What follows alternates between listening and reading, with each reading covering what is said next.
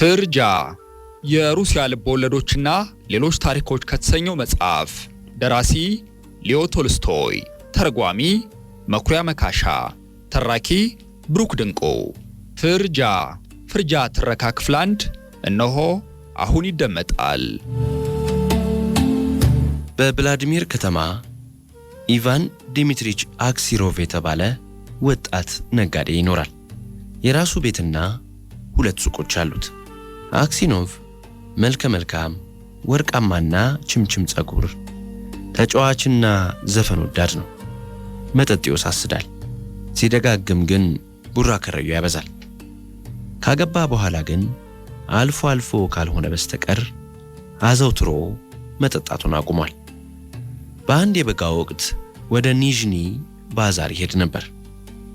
ቤተሰቦቹን እየተሰናበተ ሳለ ባለቤቱ ኢቫን ዛሬ ባትሄድ ይሻልሃል፣ መጥፎ ህልም አይቼልሃለሁ አለችው። አክሲኖቭ ሳቁን ለቀቀውና ወደ ባዛሩ በመሄዴ ወደ ፈንጠዝያ የሚሄድ መስሎሽ ሰግተሽ ነው አይደል? ባለቤቱም መልሳ ምን ያሰጋኛል? የማውቀው ነገር ቢኖር መጥፎ ህልም ማየቴን ብቻ ነው። ከከተማ እንደተመለስክ ባርኔጣህን ስታነሳ ጸጉሬ ሸብቶ ተመለከትኩኝ አለችው። አክሲኖቭ ሳቀ። ይህማ የዕድለኝነት መልካም መልኬ ነው አላት መልሶ። ወደ ባዛሩ ወጥቼ ሁሉንም ሸቀጦችን ጨርሼ ምን የመሰለ ስጦታ ይዤልሽ ካልመጣው ከምላሴ ጸጉር ይነቀል።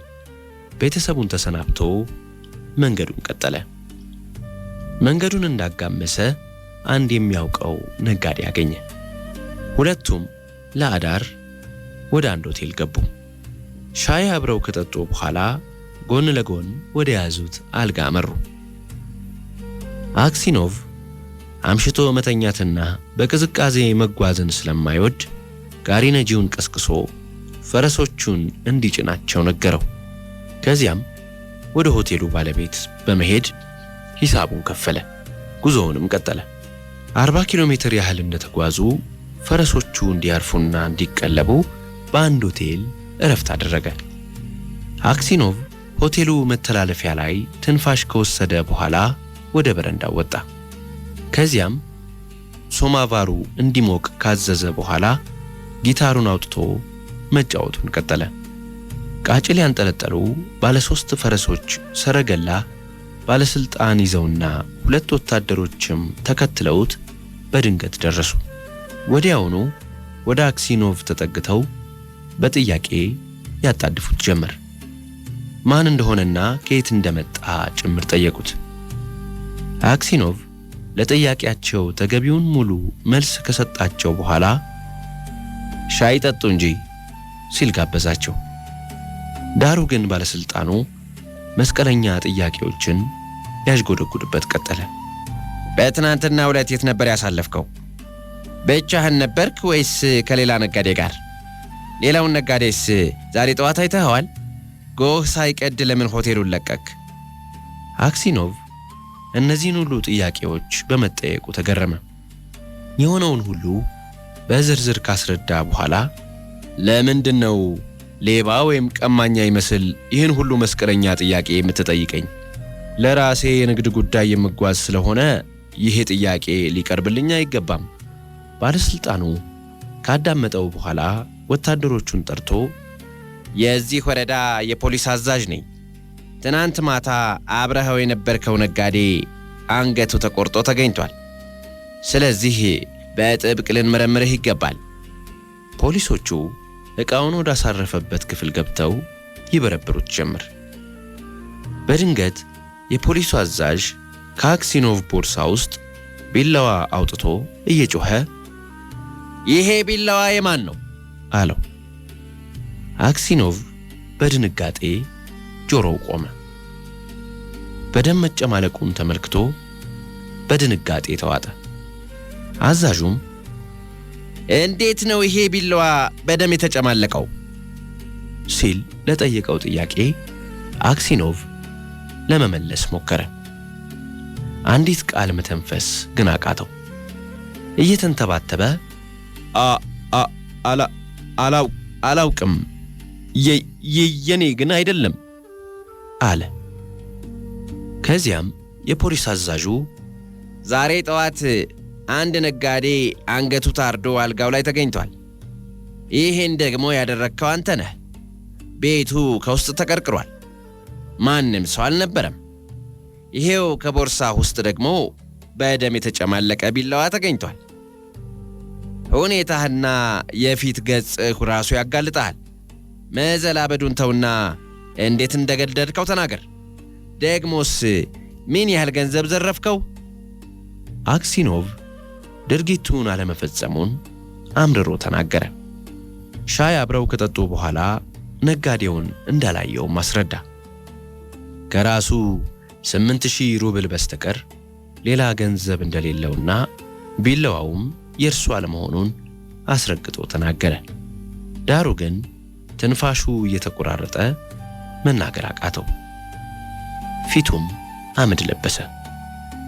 በድንጋጤ በላብ ሰምጦ ተንቀጠቀጠ። አዛዡ ወታደሮቹን አዞ እንዲጠፍሩትና ጋሪው ላይ እንዲወረውሩት አደረገ። አክሲኖቭ አማትቦ ለቅሶውን ለቀቀው። ገንዘቡና ንብረቱን ከተገፈፈ በኋላ ወደ አንዲት አጎራባች ከተማ ተወስዶ ታሰረ። ከቭላዲሚር ከተማ ምስክሮች ቀርበው ስለ ባህሪው እንዲመሰክሩ ተደረገ። ምስክር የሆኑት ነጋዴዎችና ሌሎች የከተማው ነዋሪዎች ከዚህ በፊት ጠጪና ጊዜውን አባካኝ ነበር፣ አሁን ግን መልካም ሰው ሆኗል ብለው መሰከሩ። ሆኖም ክሱ ቀጥሎ አንድ የሪዛን ነጋዴ በመግደልና 20,000 ሩብል በመዝረፍ ወንጀል ተከሰሰ። ሚስቲቱ እጢዋ ዱብ አለ። ምን እንደምትሆን ግራ ገባት። ልጆቿ ገና ለአቅመ አዳም ያልደረሱ ማቲዎች ናቸው። አንዱ ገና ጡት አልጣለም። ሁሉንም ልጆቿን ሰብስባ ባሏ ወደ ታሰረበት የከተማ እስር ቤት ተጓዘች። በመጀመሪያ እንዳትገናኘው ተከለከለች። ጥቂት እንባዋን እየዘራች ከለመነች በኋላ ከጣቢያው አዛዦች ፍቃድ ተሰጥቷት ወደ ባሏ ተወሰደች። ባሏን በእስር ቤት ልብስና በካቴና ታስሮ ከሌቦችና ከወንጀለኞች ጋር ተዳብሎ ስትመለከተው ሩሃን ሳተች። ከጥቂት ጊዜ በኋላ ራሷን እንዳወቀች ልጆቿን ይዛ ከእስረኛው ባሏ ጎን ተቀመጠች። ከዚያም ምን ፍርጃ እንዳጋጠመው ጠየቀችው። ሁሉንም ነገር አንድ ባንድ ነገራት። እርሷም ምን ብናደርግ ይሻለናል ስትል መልሳ ጠየቀችው። ምንም ያልበደልኩ ምስኪን እዚህ በስብሼ እንዳልቀር ማመልከቻ ለንጉሡ ማስገባት ያስፈልጋል ሲል ነገራት። ማመልከቻ ለንጉሡ ጽፋ ማስገባቷንና ተቀባይነት አለማግኘቷን ሚስትየው አስረዳችው። አክሲኖቭ ምንም መልስ ሳይሰጣት ባለበት አቀረቀረ። ከዚያም እንዲያው ዝም ብዬ አይደለም የፀጉርህን መሸበት በህልሜ ያየሁት፣ ታስታውሳለህ? መጓዝ አልነበረብህም። ጠጋ ብላ ጣቶቿን ፀጉር ውስጥ አስገብታ አሻሸችው። እርሱ ግን ሆድ ብሶት ማልቀሱን ጀመረ። ወዲያው ፖሊሱ ቀረብ ብሎ ሚስትና ልጆቹ ስፍራውን እንዲለቁ አደረገ። አክሲኖቭም ለመጨረሻ ጊዜ ቤተሰቡን ተሰናበተ። ሚስቱና ልጆቹ ከተለዩት በኋላ ምን እንደተባባሉ መልሶ ማሰላሰሉን ቀጠለ። ሚስቱም ብትሆን በጉዳዩ እንደጠረጠረችው በማሰብ እግዚአብሔር ብቻ ነው እውነቱን የሚያውቀው፣ ለእርሱ ብቻ ነው ማመልከት፣ ከእርሱ ብቻ ነው ምሕረትን የምጠብቀው አለ ለራሱ። ከዚያ በኋላ ለማንም ማመልከት አልፈለገም። ተስፋ ቆርጦ ወደ ብቸኛው አማራጭ ወደ ፈጣሪ መጸለዩን ቀጠለ። አክሲኖቭ እንዲገረፍ ተፈረደበት። በቅጣት ወደ ማዕድን ቁፋሮ እንዲላክም ሆነ። ከዚያም በጅራፍ ሙልጭ ተደርጎ ከተገረፈና ቁስሉ ከጠገገ በኋላ ከሌሎች ፍርደኞች ጋር ወደ ሳይቤሪያ ተላከ። ለ26 ዓመታት በሳይቤሪያ በእስረኝነት ቆየ። ፀጉሩ ወደ ሀጫ በረዶነት ተቀየረ። ጺሙም ተንዠረገገ። ከሰውነት የወጣና የገረጣ ሰው ሆነ። ውስጣዊ ሰዋዊ ደስታው ጠፋ። ጎበጠ። ብዙ የማይናገርና ፈጽሞ የማይስቅ ሰው ቢሆንም ሁሌ ግን ይጸልይ ነበር። እስር ቤት ሳለ ጫማ መስራት በመልመዱ ገንዘብ ያገኝ ስለነበር የቅዱሳንን ገድል የሚያወሱ መጻሕፍት ይገዛበት ነበር። በእስር ቤቱ በቂ ብርሃን ሲኖር በተመስጦ ያነባል።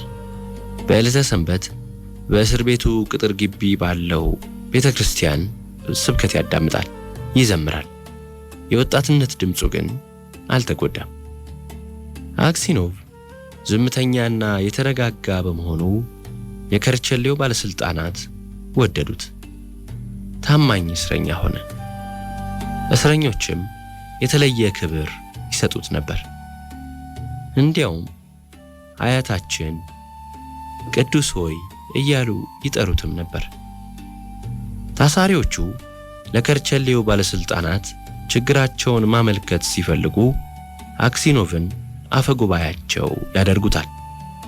በመካከላቸው ጠብ ሲፈጠርም አስታራቂና ዳኛቸው ሆነ። ከባለቤቱና ከልጆቹ ለአክሲኖቭ ምንም የሚደርሰው ወሬ አልነበረም። ስለመኖራቸው እንኳን አያውቅም። አንድ ቀን አዲስ የእስረኛ ቡድን ወደ ታሰሩበት እስር ቤት እንዲገቡ ተደረገ። ማምሻውን ነባሮቹ እስረኞች አዲስ ገቢ እስረኞችን ከየት እንደመጡና በምን ምክንያት እንደታሰሩ ይጠይቋቸው ነበር። አክሲኖቭ ከአዲስ ገቢዎቹ እስረኞች ጋር ተቀምጦ በአስተውሎት ያዳምጣል። ከአዲሶቹ እስረኞች መካከል የ60 ዓመት ዕድሜ ባለጸጋ የሆነውና ባለሸበቶ ጺማም ሰው ለምን እንደታሰረ ያወጋ ነበር። ጓዶቼ ሲል ንግግሩን ጀመረ። አንድ ከጋሪው ጋር የታሰረ ፈረስ ፈትቼ በመውሰዴ በሌብነት ተይዤ ተፈረደብኝ።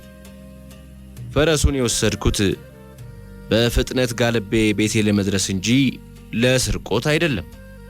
ደግሞም የጋሪው ነጂ ጓደኛዬ ፈረስ ስለሆነ ምን ችግር አለው አልኳቸው።